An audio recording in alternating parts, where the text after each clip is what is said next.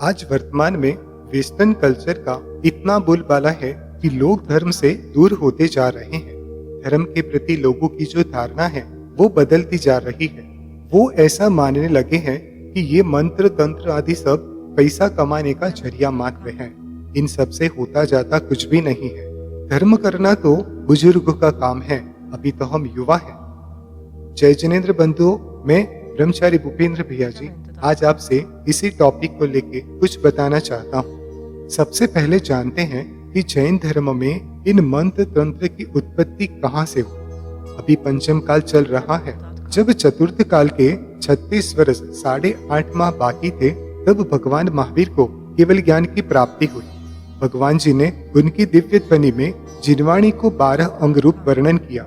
वो 12 अंग थे: आचारांग, सूत्रकृतांग, स्थानांग, समवायांग, व्याख्या प्रकृति, धर्म कथांग, उपासक का ध्यानांग, अंतकृत दशांग, अनुत्तरोपपाद दशांग, प्रश्न व्याकरणांग, विपाक सूत्र और दृष्टिवादांग। ये जो 12वां दृष्टिवाद अंग है उसके 5 भेद कहे हैं: परिकर्म, सूत्र, पूर्वगत, वर्तमान योग और चूली का। इसके तीसरे भेद पूर्वगत के 14 भेद बताए हैं: उत्पाद पूर्व, अग्रायणे पूर्व, वीर्यानुप्रवाद पूर्व, अस्ति नास्ति प्रवाद पूर्व, ज्ञान प्रवाद पूर्व, सत्य प्रवाद पूर्व, आत्म प्रवाद पूर्व, कर्म प्रवाद पूर्व, प्रत्याख्यान प्रवाद पूर्व, विद्यानुप्रवाद पूर्व, कल्याण प्रवाद पूर्व, प्राणावाय प्रवाद पूर्व, क्रिया विशाल पूर्व और लोक बिंदुसार पूर्व। इसमें ये जो 10वां विद्यानुप्रवाद पूर्व है वो अनेक यंत्र मंत्र रूप महासागर से भरा हुआ है।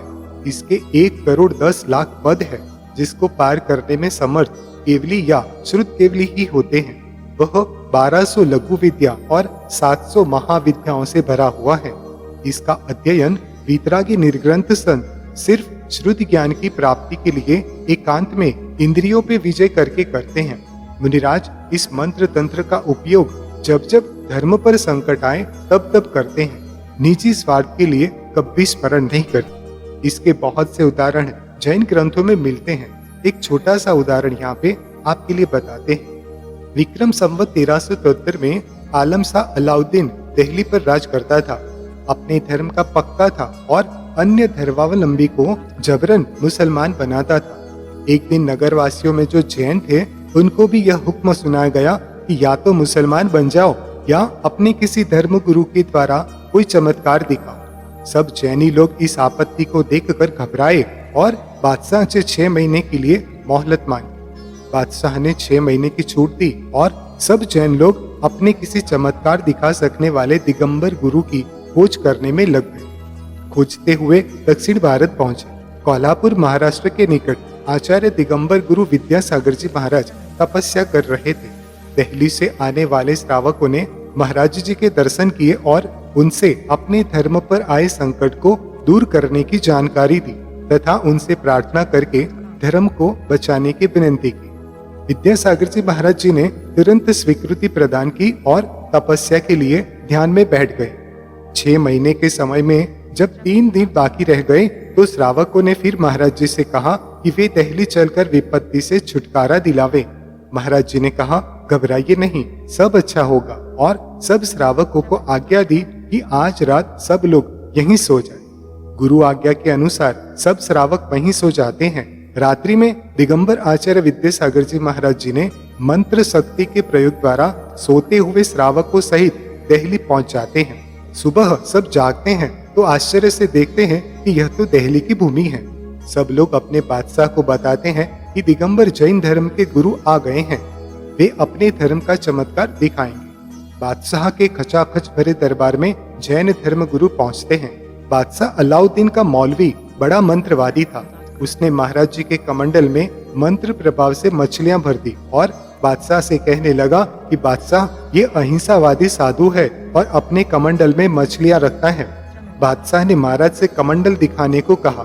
महाराज विद्यासागर जी ने अपने ज्ञान से यह जान लिया कि इस कमंडल में मौलवी ने मछलियां पैदा कर दी हैं। महाराज जी ने अपने मंत्र का प्रयोग किया और कमंडल में मछलियों के स्थान पर कमल के फूल बना दिए। महाराज बादशाह से कहने लगे कि आपका मौलवी झूठ बोलता है, मेरे कमंडल में मछलियां नहीं वरन कमल के फूल है।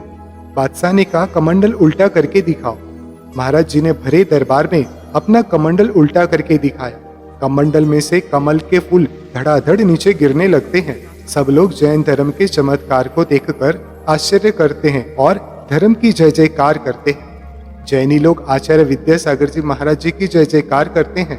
बादशाह भी नतमस्तक होता है और धर्म की रक्षा होती है। ये महाराज जी बड़े मंत्रवादी थे, जिनकी समाधि अक्कीबाट स्वगाम में हुई है। अभी भी उनके समाधि स्थान पर बड़ा चमत्कार है।